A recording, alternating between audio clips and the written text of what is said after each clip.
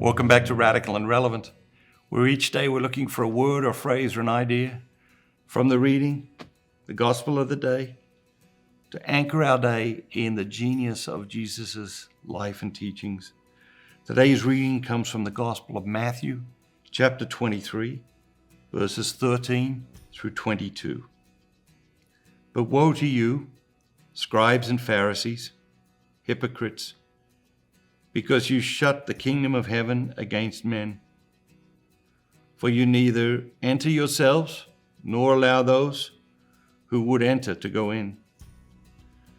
Woe to you, scribes and Pharisees, you hypocrites, for you traverse sea and land to make a single convert. And when he becomes a convert, you make him twice as much a child of hell as yourselves. Woe to you, blind guides, who say, if anyone swears by the temple, it is nothing. But if anyone swears by the gold of the temple, he is bound by his oath. You blind fools. For which is greater, the gold or the temple that has made the gold sacred? And you say, if anyone swears by the altar, it is nothing.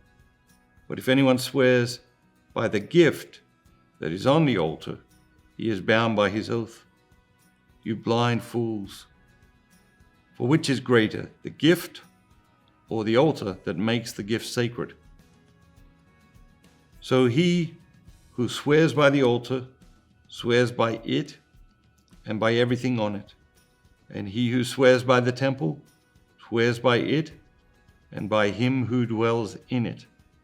And he who swears by heaven swears by the throne of God and by him who sits upon it.